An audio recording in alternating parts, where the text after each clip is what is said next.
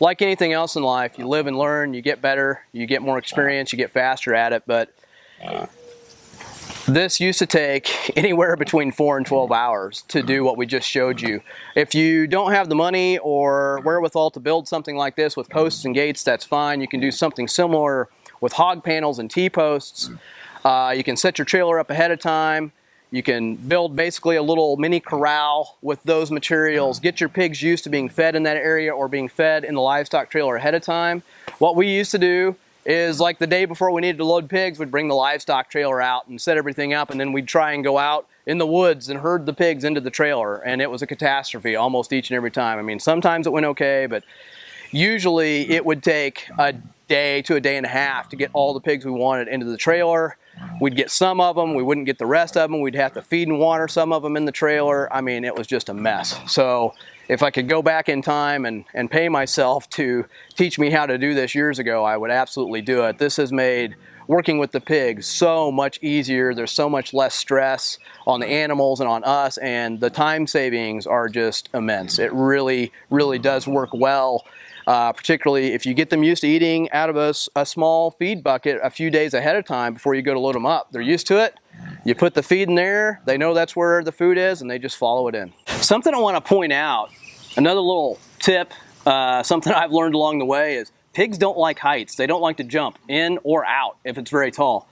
You can see here that we've got between the trailer and the ground only about maybe 6 or 8 inches, and the reason I'm able to do that is because of a really inexpensive tool I have on the back of my tractor. With the 3-point hitch, I've got a hitch attachment for moving implements around the farm for towing purposes, and I just hydraulically lift the 3-point mechanism on the front of the trailer, which lowers the back of the trailer. It just makes a much lower height for the pigs to get in or back out. It just makes them a whole lot less tentative. If I were to let this thing set level, the back of the trailer might actually be up about here. We'd have probably a fairly difficult time getting some of the pigs to go in. A couple of them would probably go in on their own, but certainly not all of them. It would take a whole lot more doing. We'd get them a whole lot more worked up. We'd get more worked up. Everybody gets stressed out. That's not what we want. We're always working to try and keep the animals calm. That is a part of raising really good meat. We don't want them stressed out right before they go to the butcher, making the meat tough. So just another little tip and trick for you to remember here. If there's any way for you to back up into a low area where the ground's higher, or to use an implement to raise the trailer to get your load floor lower, be sure and do that. It'll save you a lot of time and frustration. So what I'm showing you now is this really nifty 3-point attachment that I got for the back of my tractor actually just earlier this year, and it's kind of one of those things that I wonder how I ever lived without it. I actually ordered this through Rural King.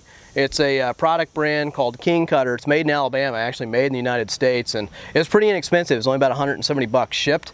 What this does is it attaches to your 3-point on the back of your tractor, and what you can see that I've done here is we've got our trailer hooked up, we've got it pinned off, we've got our safety chains on. I raised the 3-point way up, lifting the front of the trailer to get the back end of the trailer lower so that the pigs would have a much easier time entering or exiting the trailer into the loading corral.